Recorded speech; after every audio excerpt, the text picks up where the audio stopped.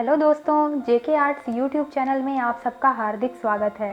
तो फ्रेंड्स, आज की वीडियो में मैं आपको बताने वाली हूं कि आप अपने घर पर लगे हुए एलोवेरा प्लांट की कैसे देखभाल करें जिससे कि वो हमेशा हेल्दी रहे और ग्रो होता रहे। तो इसीलिए फ्रेंड्स मैंने ये वीडियो बनाई है, तो इस वीडियो को एंड तक ज़रूर देखें जिससे कि आप एलोवेरा की बेसिक जो देखभाल होती है उसके बारे में काफ़ी चीज़ें जान पाएँ और आपका एलोवेरा प्लांट भी हेल्दी और हमेशा ग्रो करता रहे। तो फ्रेंड्स, इस वीडियो में मैं आपको अपने खुद के ही एक्सपीरियंस बता रही हूँ और जो मैंने खुद अप्लाई किए हैं अपने एलोवेरा प्लांट में, और आप देख सकते हैं इस तरह के प्लांट मैंने पाए हैं। गार्डनिंग से रिलेटेड मैं इस तरह की वीडियोस लेके आती रहती हूँ। अगर आपने मेरे चैनल को अभी तक सब्सक्राइब नहीं किया है तो चैनल को सब्सक्राइब करके बेल को प्रेस ज़रूर कर लेना, ताकि जब भी मैं कोई वीडियो डालूँ उसका नोटिफिकेशन आपके पास में।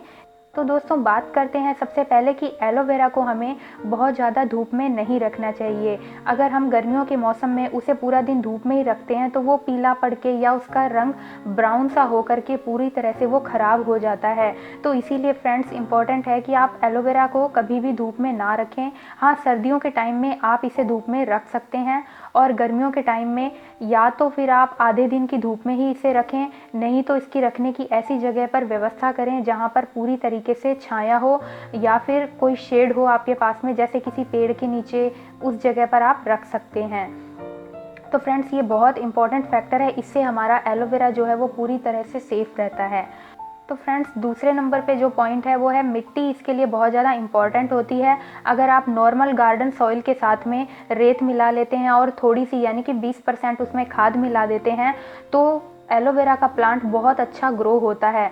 और फ्रेंड्स, यहाँ पे आप वर्मी कंपोस्ट भी ले सकते हैं या फिर सबसे बेस्ट जो खाद है वो गोबर की खाद है, तो वो आपको आसानी से कहीं भी मिल जाएगी।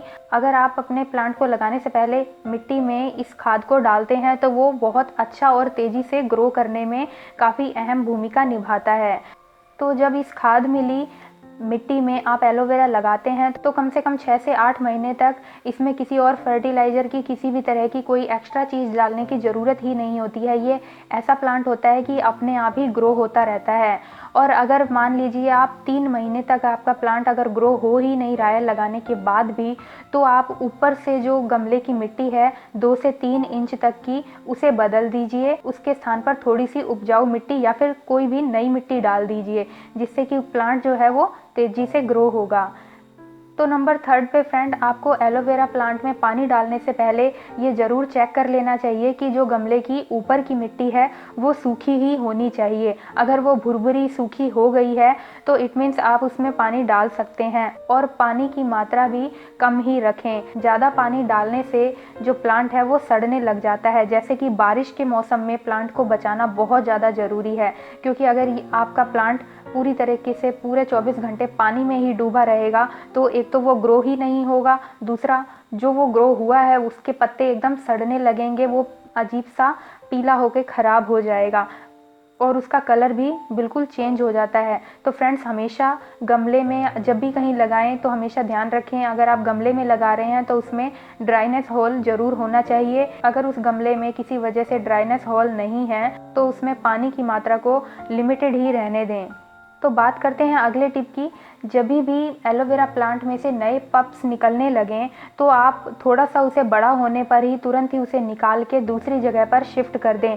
इससे क्या होगा कि आप और जगहों पर भी एलोवेरा के प्लांट को जल्दी ही ग्रो कर पाएंगे, और इसके अलावा जो मेन प्लांट लगा हुआ है वो भी हेल्दी होगा और मोटा हो जाएगा। अगर आप उसे काफ़ी लंबे समय तक नहीं निकालते हैं तो उसका वो पोषण वो छोटे छोटे पौधे लेते रहते हैं, जिससे मेन प्लांट हमारा ज़्यादा बड़ा और तेज़ी से ग्रो नहीं हो पाता है। तो फ्रेंड्स, एलोवेरा के प्लांट से जो छोटे पौधे निकल रहे हैं, जब वो 8 से 10 इंच के हो जाएं तब उन्हें निकाल के अलग जगह पर शिफ्ट कर दीजिए। फ्रेंड, जो अगला टिप है वो मोस्ट इम्पॉर्टेंट है, क्योंकि जब आप एलोवेरा का प्लांट अपने घर में लगाते हैं तो इम्पॉर्टेंट है कि आप धैर्य बना के रखें। जी हाँ, आप अगर सोचें कि आज पौधा लगाया है और 1 वीक में ये पौधा बहुत बड़ा हो जाए, तो ऐसा होना पॉसिबल नहीं होता है। एक पौधे को अच्छे तरीके से ग्रो होने में और उससे नए पौधे निकलने में कम से कम 3 महीने का फ्रेंड्स समय लगता ही है। तो आपको धैर्य बना के रखना है और इंतज़ार करना है। और ऐसा भी नहीं है कि आप उसके साथ में कोई छेड़खानी करें, उसमें तरह तरह की चीज़ें डालें जिससे कि पौधे को नुकसान होने के काफ़ी ज़्यादा चांसेस होते हैं। ये पौधा ऐसा होता है कि ये नॉर्मल मिट्टी में भी बहुत आसानी से निकल जाता है।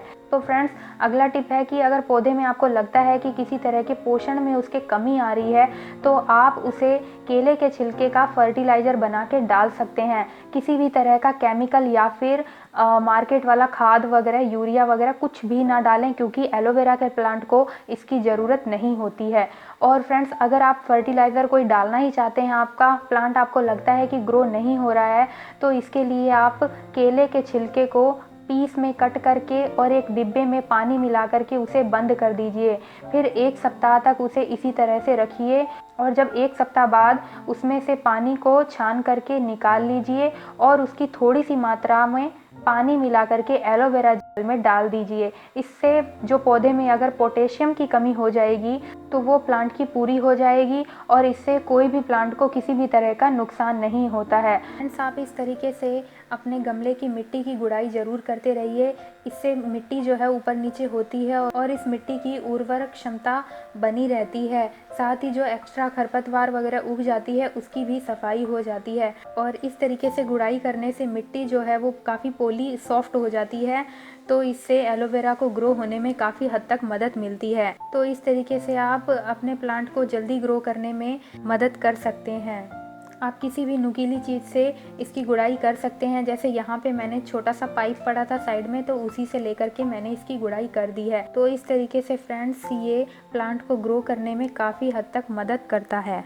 अगर आप ज़्यादा जल्दी चाहते हैं कि एलोवेरा से ज़्यादा जल्दी और छोटे छोटे पौधे निकलें, तो उसे हमेशा चौड़े पॉट में लगाएं, जिससे कि गमले की उसमें जो एक्स्ट्रा पौधे निकलते हैं उन्हें ग्रो होने का काफ़ी ज़्यादा स्पेस मिल सके। क्योंकि एलोवेरा प्लांट की जो जड़ होती है वो ज़्यादा लंबी ग्रो नहीं होती है, जिस वजह से आप इसे कम गहरे पॉट में भी लगा सकते हैं। बस हाँ, आप ध्यान रखिए कि वो ज़्यादा चौड़ा होना चाहिए। तो उम्मीद है फ्रेंड्स, आपको ये सभी टिप्स पसंद आए होंगे। तो मेरे चैनल को सब्सक्राइब करके बेल आइकन को प्रेस ज़रूर कर लेना और साथ ही फ्रेंड्स, कमेंट करके मुझे ज़रूर बताना कि आपके लिए ये जानकारी इम्पोर्टेंट रही या नहीं रही है। आप फ्रेंड्स, इन सभी बातों को जो मैंने स्टार्टिंग से लेके अब तक बताई हैं, इन सभी को ज़रूर फॉलो कीजिए।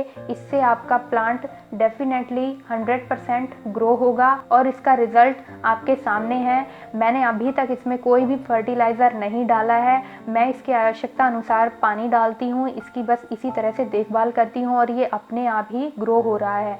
जैसे ही इसमें और ज़्यादा पौधे निकलने लगते हैं तो मैं उन्हें अलग कर देती हूँ। कुछ मैंने इतने ही रहने दिए हैं। तो मिलते हैं फ्रेंड्स अगली वीडियो में, तब तक के लिए बाय बाय।